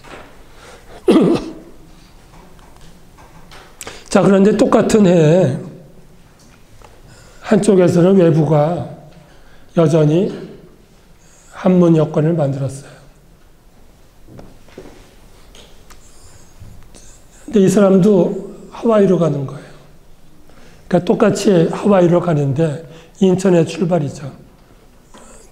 그래서 외부에서 만들면 한문, 유민원은 영어.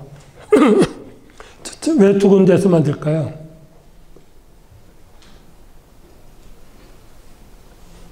두 군데서 만드는 이유가 뭘까요? 여권 만드는 비용이 엄청나게 비쌌어요.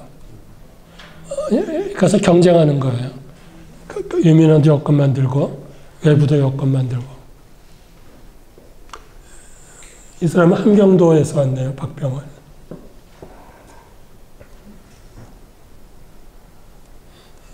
그러니까 아까는 광무 6년, 이거는 7년. 그 다음 해. 그러니까 하와이 2차 이민입니다. 하와이 이민자가 많아지니까 포화 유람기라는 책을 현순이 썼어요. 현순은 아까 대시라은행에서 영어 잘하는 청년 뽑을 때 1차로 합격한 영어 잘하는 사람입니다. 이 사람은 서울에서 관립 영어학교, 지금의 경제고등학교 전신이죠. 거기 다니다가 일본 유학 가서 영어를 배우고 왔어요. 배우고 왔는데 영어 통역자를 뽑으니까 그 대시라은행 취직했죠. 거기서 은행에 취직했다고 하지만 사실은 동서개발회사라는 이민 모집회사 직원입니다.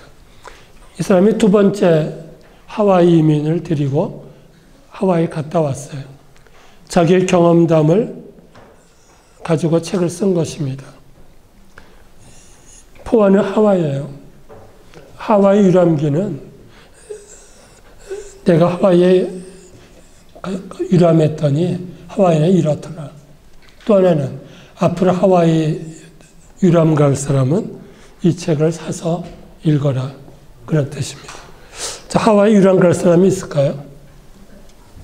유람 갈 돈이 없죠. 돈이 있어도 여권 얻기도 힘들고, 사실은 하와이 이민자를 덧뽑기 위한 안내서입니다. 그런데 제목은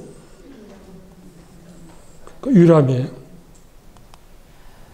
이 책 5페이지에 보면 제가 번역한 것입니다. 우선 우리 회사에서 하와이 정세를 방방곡곡에 공포했다. 신문에 또 도시마다 광고가 붙었어요. 여러 고을과 항구마다 알렸는데 백성들이 반신반의. 뭐 그런 낙원이 어디 있어? 하고 믿지 않았어요. 머뭇거렸죠. 그래서 인천 내립교회 존스는 존스죠. 존스 목사가 하와이의 형편을 자기의 교회 신도들에게 설명했어요. 이거 설교하는 거죠. 설교 시간에. 그때서야 내립교회 교인 남녀 50명, 또 인천 항구에 노동자 20명이 자원했다. 그 책에 있는 하와이 1차 이민입니다.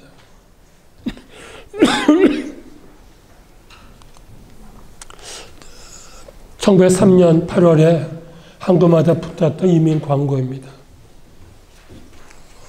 영어는 볼 사람 없겠지만 이게 원문이고 한국 번역한 것입니다. 하와이 정부의 명령을 받아 공포한다 그랬어요. 하와이 군도 누구든지 가고 싶으면 간절히 원하는 자들은 기호는 온화하고 뭐 다 보지 않게 전부 다 천국이에요.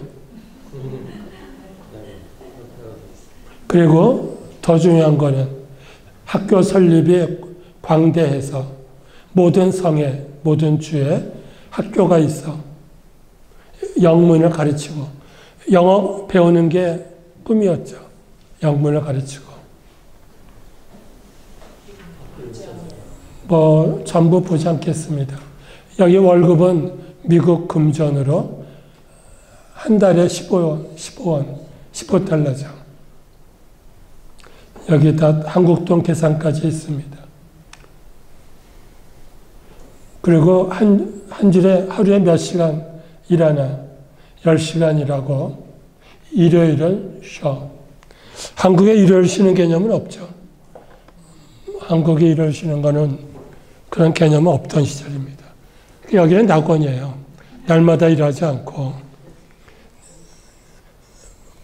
6일 일하면 하루 쉬고 집은 주고 월급도 있고 날씨도 좋고. 자, 대한매일 신부에 보면은 계속 광고가 납니다. 이것도 아까 그 대시라 동서개발회사 미국 사람 얘기죠. 그래서 지사를 원산에도 내는 기록입니다. 그래서 전국에서 첫 번째는 인천에서 많이 갔는데 전국에서 이민이 인천으로 이제 모여들었습니다. 현순의 책 보면 첫 페이지에 지도가 있습니다. 아까 강북열기는 손으로 그렸죠. 강북열기의 지도는 자기가 걸어서 가본 것을 짐작으로 그리는 거예요. 그 축적이라는 게 없어요. 축척이 없고. 그런데 이거는 축척이 있죠. 하와이는 여러 개의 섬으로 되어 있고 이 섬이 서울이 있고 요게 인천까지 가는 백길이에요.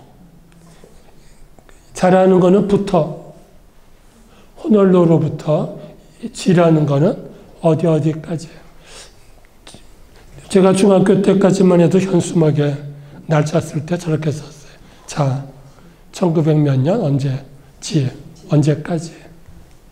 그리고 자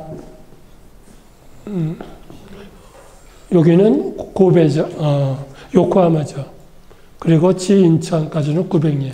합하면은 정확하게 4,300 헬이죠. 그 거리가 하와이가 있다 하고 보여줬습니다. 자, 목차 보죠. 1장 1절이 태평양 낙원이에요. 그러니까 하와이는 낙원이다. 그러니까 이 책은 하와이를 낙원으로 소개하는 책입니다.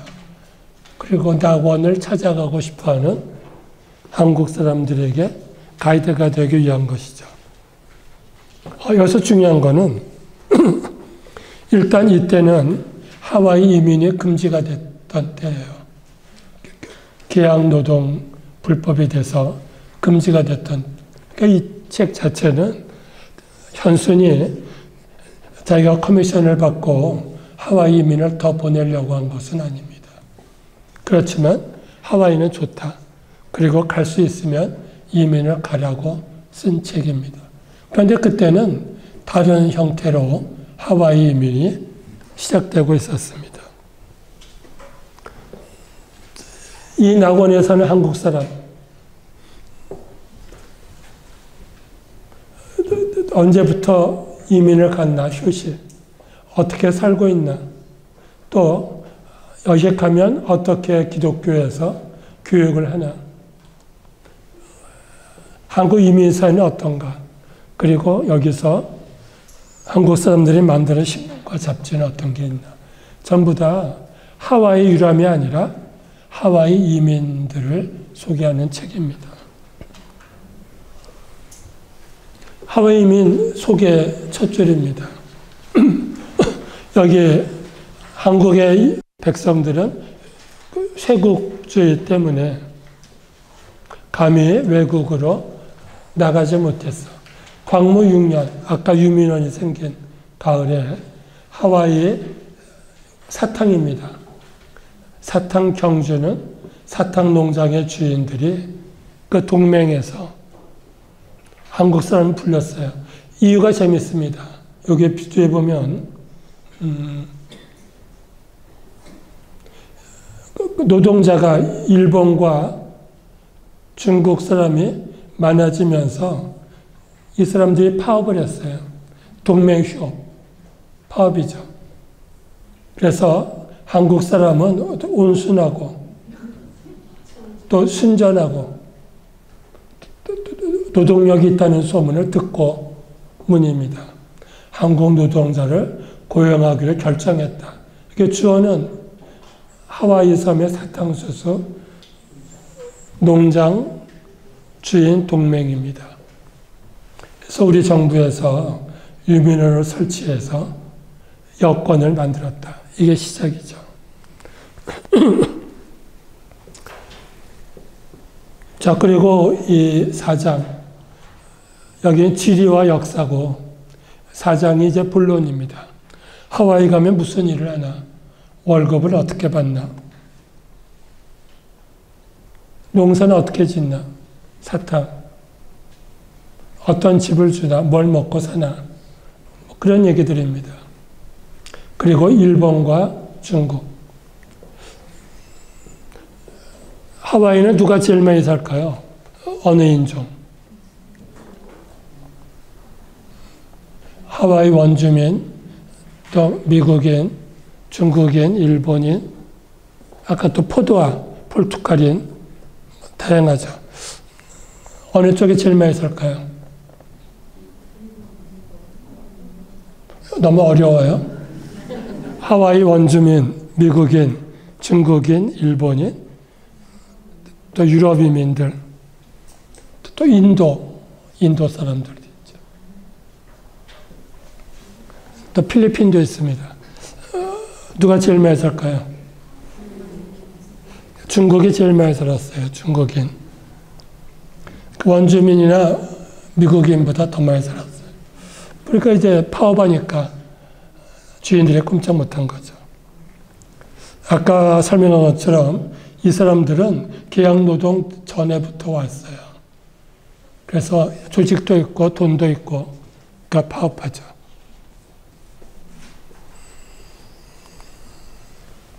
현순이 이제 설명했어요. 낙원에 가려면 돈이 얼마나 드나. 그때 하와이 이민자들의 티켓은 크레딧 티켓이라고 그랬어요.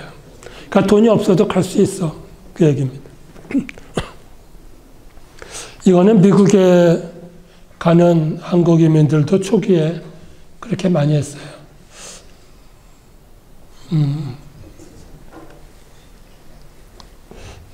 제가 학생 때 저 형님이 갔는데 형님은 직장도 있었고 뭐 재산도 있었지만 그때까지도 비행기 값을 할부로 미국에서 해줬어요. 초청하는 직장이. 그러니까 이런 식입니다. 와서 일하고 갚아. 근데 그거는 빚이죠. 일단 고베에서 일본까지는 배 타고 가고 고베에서 호놀룰루까지 70원. 이거 외상이다 그랬어요. 하와이에서 일하면서 갚아. 미국 입국세는 $100. 입국세도 있어요. 이거는 인천은행에서 역시 표를 하와이 이민자들에게 주는 거예요. 이것도 나중에 갚아. 분납해요. 저거 갚으려면 뭐 정말 오랜 기간 동안 여기저기 묶이는 거예요. 하와이 사탕수수 농장 주인에게 묶이고 또 은행과 동서개발회사에 묶이겠죠. 월급은 하루 10시간씩 26일에 18불이야. 한국에서는 몇 시간 일했을까요?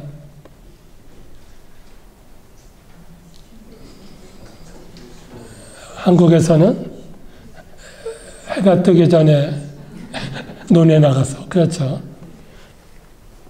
해가 지면 시간 개념이 없죠. 그냥 특히 농번기 때는 안 하면은 안 되죠. 가을에는 며칠 내에 걷어야 되고 봄에는 며칠 내에 물을 내야 되고 그때는 뭐 시간 개념이 없죠. 여기는 정해져 있어요. 10시간만 일하면 돼. 그리고 식비는 그 재료는 농장에서 외상으로 주고 6, 7불이야. 6, 7불은 그 당시 한국 물가로는 비싼 편이에요. 또 담배값, 옷값을 다 빼고 8불은 저축할 수 있어. 이것이 이제 결혼 비용입니다. 그러니까 총각들에게는. 한 10년 동안, 보통 10년 동안 일해요.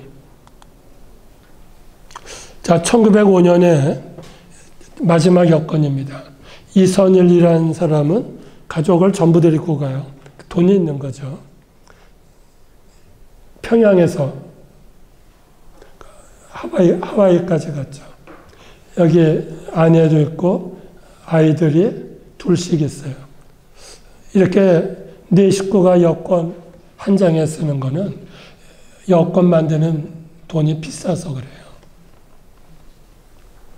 그런데 큰아들은 20살이 넘기 때문에 여권을 따로 만들어야 돼요. 성년이니까. 이 사람은 갈 때 자기 호적도 가져갔어요.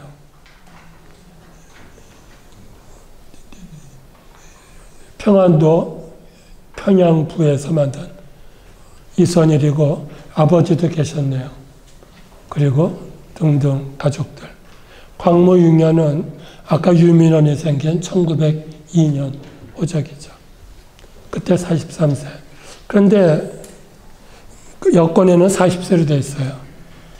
아마 노동자를 뽑는 어떤 기준이 있어서 감추고 여권 만든 것 같습니다. 자, 울사조약 이후에 여권을 발급할 외교권을 뺏겼습니다. 그러니까 내문은 했지만 외문은 못하는 거죠. 그때까지 대한제국이 여권 낸 게 7,226명이 외국으로 갔어요. 자, 이제 통감부 여권 인계에 그랬습니다. 통감부가 유민원에 가서 또 외부에 가서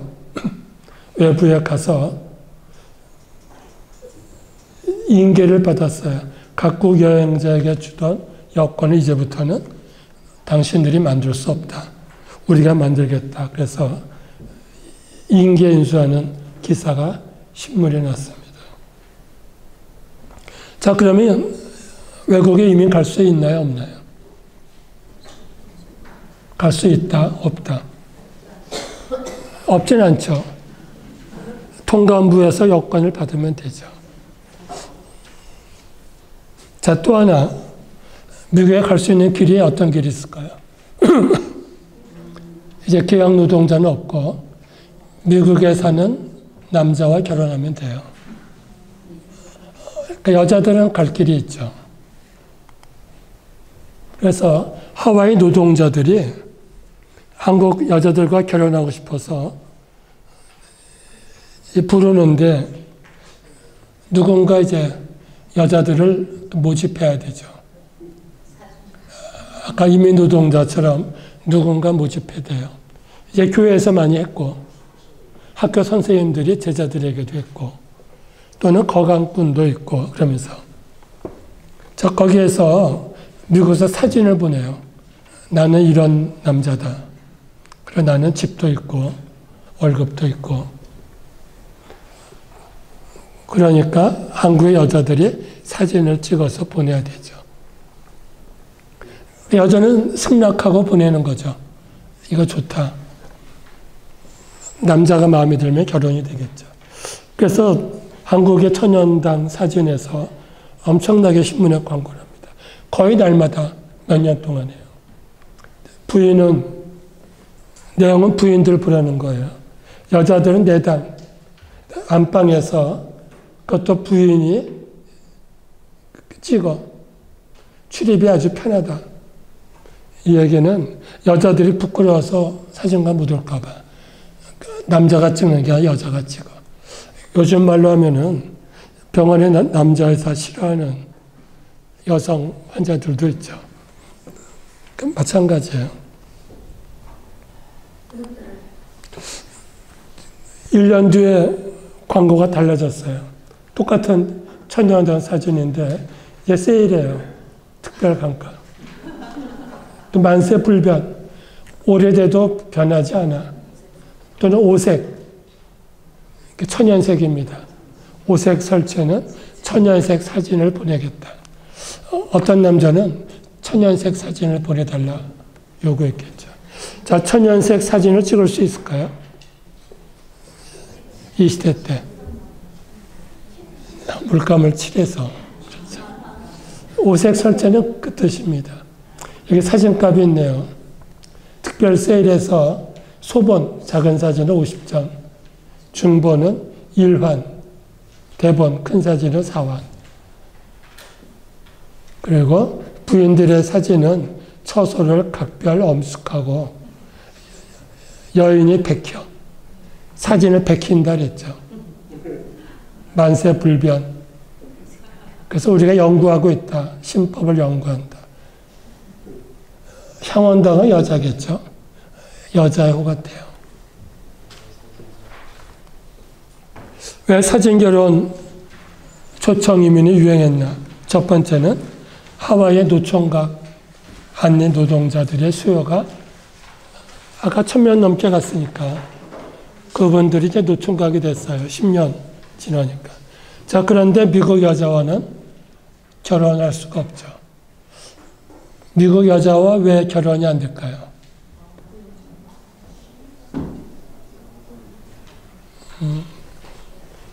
하나는 미국 여자가 결혼 안 해줄 테고, 계약 노동자니까. 또 하나는 한국 사람이 미국 여자와 결혼하는 것 자체를 싫어했어요.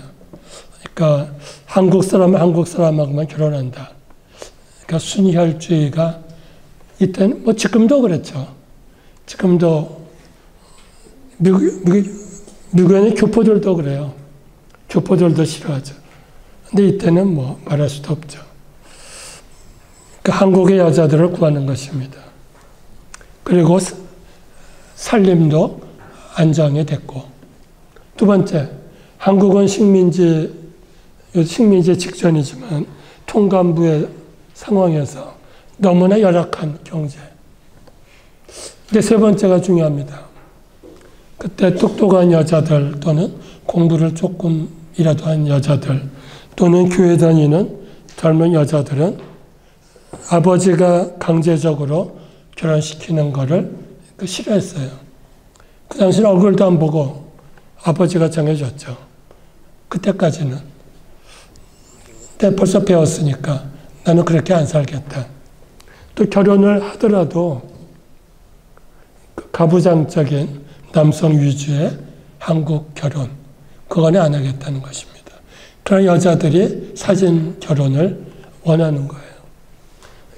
나를 보호하겠다. 거기다가 통계 냈어요.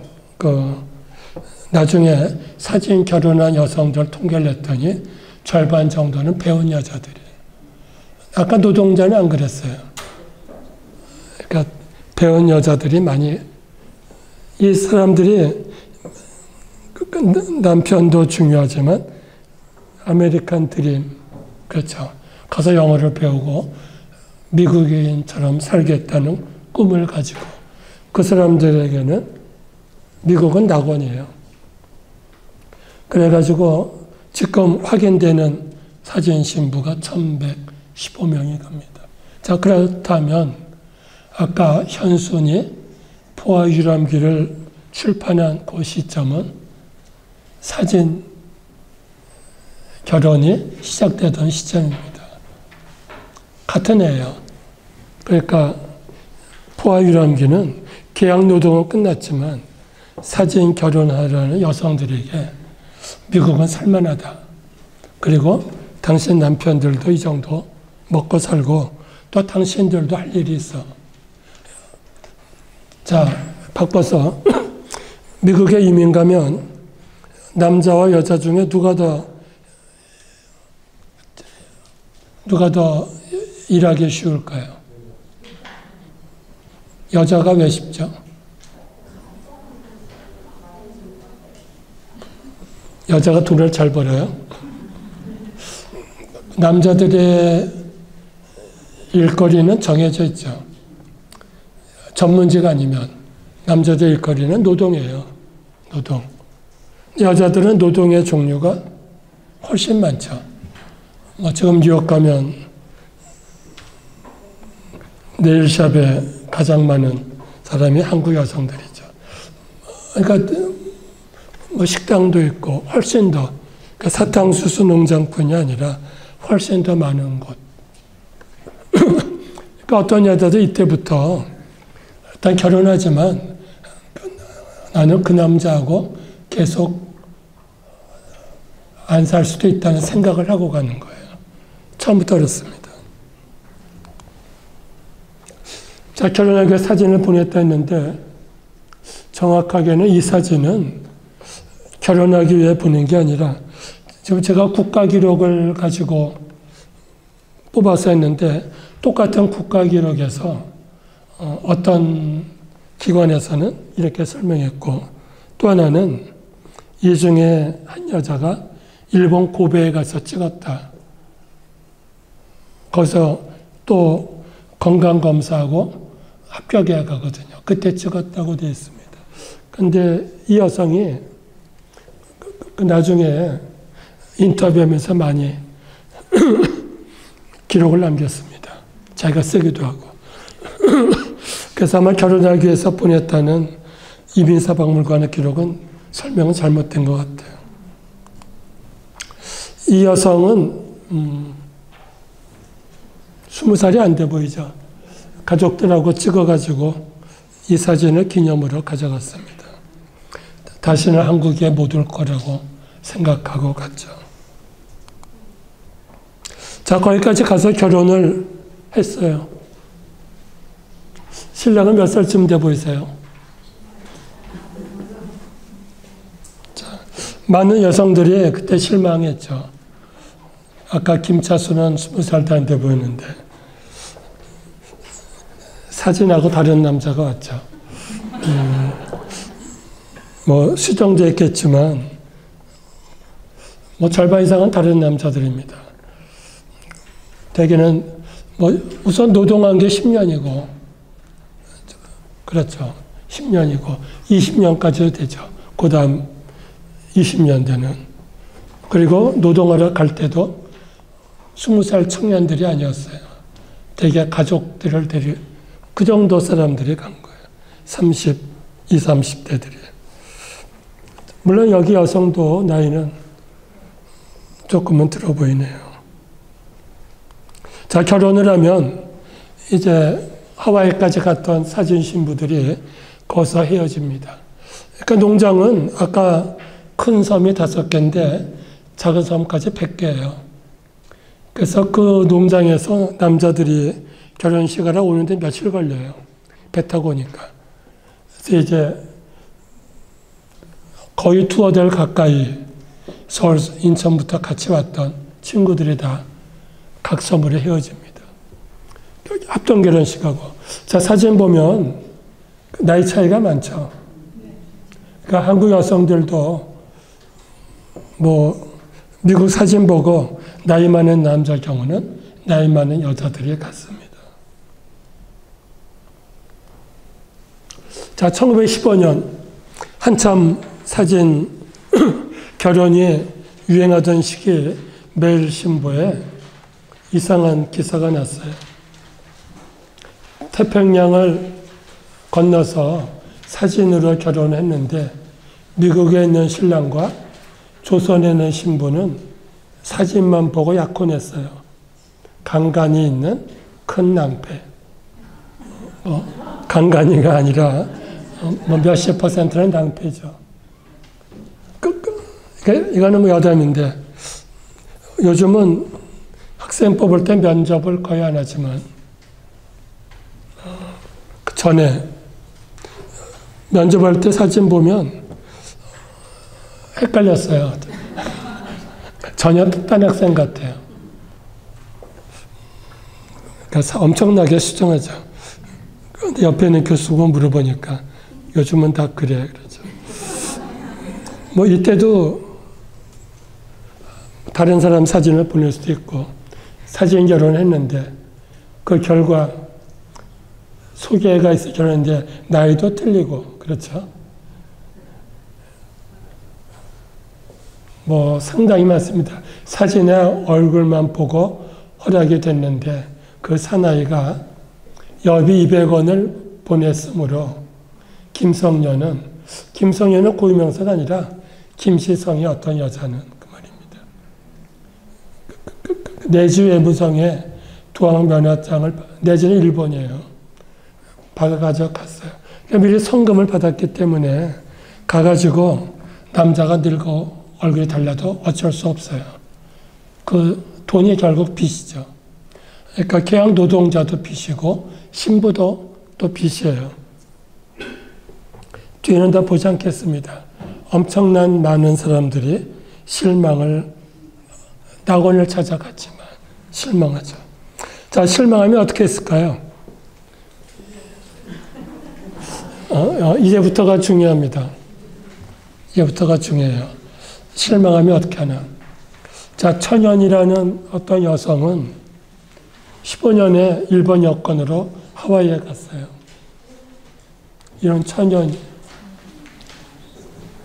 20살이죠.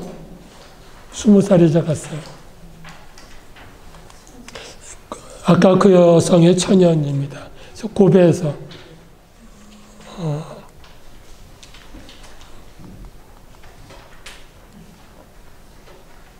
천연이시죠.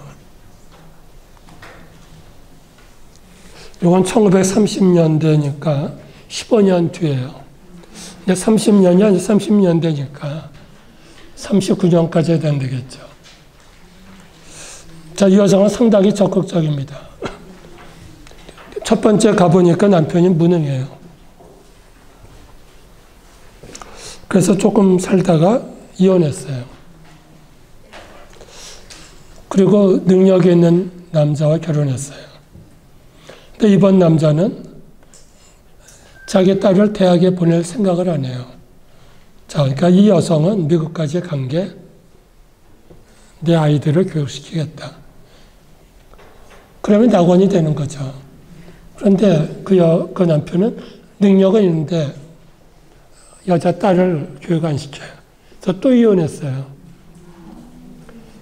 이혼하는 이유는 이 여성은 적극적으로 일해가지고 남편만큼 돈을 벌었어요. 여러 가지 일로. 나중에는 여관까지 했어요. 호텔이죠. 그래서 세 번째는 미국 군인과 했어요. 이건 1930년대인데 30년대 말에 이 사람이 엄청나게 돈 벌게 된 이때 전쟁이 시작됐 진주만 폭격. 그래서 하와이가 갑자기 미국의 수많은 군인들이 하와이로 들어왔어요. 그래서 이제 집이 없었고 숙소가 없으니까 이 여성은 그때 호텔을 했는데 호텔이란 게 뭐 그냥 방 몇 개 여관이죠. 엄청나게 돈을 벌었습니다. 그런데 이 여성은 그러니까 바꿔 말하면 남편이 무능하다고 가난하게 앉아있지 않은 적극적으로 해결한 그래서 자기가 있었던 사탕수수 농장에 그 쓰러져가는 오두막을 낙원으로 바꾼 사람입니다. 하와이민 대부분이 바꿨어요. 이 여성 아마 이때쯤에는 나이가 몇 살쯤 돼 보이세요? 40은 돼 보이죠? 아까 30년대라고 그 박물관에서는 인터뷰 기록을 썼는데 아마 40대였던 것 같아요. 그러니까 수많은 인터뷰 그리고 구술 자료를 가지고 통계를 낸 이야기들입니다. 이 사람들은 한인 자선회를 스스로 조직했어요. 아까 중국과 일본은 돈이 많다고 그랬죠. 한국 사람은 파업을 못했어요. 왜 파업을 못했을까요? 파업하려면 돈이 있어야 돼요. 월급을 못 받아도 버티는 중국은 파업해요. 일본도. 한국은 못했죠. 그래서 이제 스스로 돈을 모아서 더 가난한 사람들에게 자선을 하는 그러니까 이 하와이 이민들은 돈이 생기면 계속 모으고 또 기부하고 어디에 많이 기부했어요? 상해 임시정부를 비롯한 이승만 대통령이나 도산 안창호 같은 분들이 독립운동했던 가장 큰 배경은 하와이와 LA에 있는 이 교포 노동자들의 기부금입니다. 이 사람들 생각은 우리는 낙원에 왔으니까 빼앗긴 조국도 낙원으로 만들어야겠다는 것이죠. 그래서 우리가 지금 보기에는 이 사람들의 수입에 비해서 엄청난 비용을 기부를 해요. 그 채권들이 제가 최근에 이승만 대통령의 한 시집을 번역했습니다. 지난주에 조선일보에 유석재 기자가 소개를 했는데 이승만 대통령 그 기록들을 보면 그때 기부받은 기록을 지금도 다 가지고 있게 100년 넘은 기록을 친필로 쓴 게 전부 있어요. 그 기록이 1불, 2불 뭐 그렇게 해가지고 엄청난 비용을 상해에 보내고 또 하와이에서 쓴 것입니다. 이분들 생각은 우리가 온 곳에 이미 낙원이다 생각했어요. 아까 속았다 생각하지 않고 이혼도 했지만 많은 여성들은 그 통계 보면 남편에게 속은 거 알고도 결혼 생활을 했어요. 물어본 기록에 그렇게 말했어요. 나에게 여비도 주고 입국비도 줬는데 그것만도 고맙다. 그러니까 속았지만 계속 살겠다. 그 여자들이 훨씬 더 많고 과감하게 이혼한 사람들은 더 무언가 더 좋은 곳을 찾아 그래서 나중에는 결국 다 대륙으로 가죠. 멕시코 갔던 이민들도 대륙으로 미국으로 오고 그거는 지금보다 더 좋은 곳을 찾아 끊임없이 오는 곳입니다. 이 박물관에 있는 책인데 최양업 신부가 쓴 사양가, 고향을 생각하는 노래예요. 첫 줄부터 어와 번님아 우리 고향 찾아가자. 근데 고향이 어디 있어요? 동서남북 사해팔방 어느 곳이 낙토론가. 그러니까 고향은 낙원이죠. 낙원. 지금 내가 있는 곳은 천주교를 제대로 믿을 수 없는 종교 탄압받는 곳이지만 우리의 고향은 낙원이야. 그런 생각은 천주교 신자뿐이 아니라 상당히 많은 사람들이 했습니다. 마지막 질문 하나 하겠습니다. 자, 성경 보면 낙원에서 시작되고 낙원을 찾아가는 곳으로 끝납니다. 그 천당이 낙원이죠. 자, 거기서 에덴 동산에 인류가 시작됐다면 한국까지 온 사람은 어떻게 왔을까요? 자, 계속 민족 이동이 있어요. 그래서 민족은 계속 움직입니다. 그러니까 터키에도 살고 아프간에도 살고 중국 살고 만주 한국까지 오죠. 자, 어떤 민족이 끝까지 올까요? 너무 어려워요? 수업 시간에 질문했더니 어떤 학생이 힘이 약하니까 계속 쫓겨왔다. 그 민족 이동설에 그런 게 있죠. 그 도미노 현상이에요. 여기서 쫓아내면 그 사람은 저기 가서 거기에 따라 또 쫓아내요. 계속해서 바다 끝까지 온 게 우리나라다. 그래서 나는 그렇게 생각 안 해. 한국 사람이 가장 건강하고 가장 진취적이어서 해 뜨는 곳, 그리고 살기 좋은 곳을 찾아 산 넘고 물 건너. 다른 민족은 힘이 약해서 산도 못 건너고 물건 못 건넜는데 계속해서 더 이상 갈 수 없는 한반도 끝에까지 왔다. 한국 사람이 가장 진취적이야. 정답은 없어요. 제가 진취적이니까 그렇게 생각하는 거죠. 서부도 똑같아요. 동쪽에서 이민이 시작했는데 어떤 사람은 동쪽에서 살고 어떤 사람은 서부로 계속 가죠. 서쪽 땅은 그 당시에는 낙토가 아닙니다. 인디언들이 살고 목숨 걸어야 되는 곳인데 목숨 걸고 갔어요. 거기에 낙원이 있다고 생각하는 거죠. 뭐 정답은 없어요. 지금 보면은 저는 동쪽에 한 10년 보스턴에 살았는데 거기에 사는 사람은 거기대로 잘 살고 서쪽도 잘 살죠. 그 생각만 다른 것입니다. 그 전에 어떤 선교사가 그런 얘기했어요. 우리가라는 거는 미국 선교부죠. 세계 100여 개 국가에 가서 선교했는데 그 중에서 선교가 성공한 대표적인 나라가 한국이다. 그래서 제가 연대 교수니까 우리가 세운 학교가 이렇게 컸지 않냐. 성공한 데가 한국이야. 뭐 병원도 그렇죠. 그래서 제가 그렇게 얘기했어요.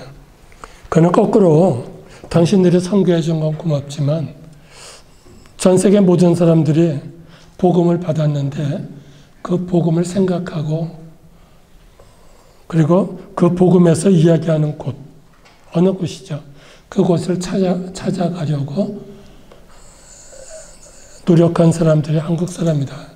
그러니까 당신들 선교가 성공한 거다. 그렇게 설명했죠. 뭐 그것도 정답은 아니에요. 그러니까 똑같이 100여 개국가 선교를 했는데 한국만 성공한 거는 그 일본은 실패했잖아요. 일본이 먼저 선교했어요. 그래서 이수정도 일본에 가서 성경을 번역해가지고 갖고 왔죠.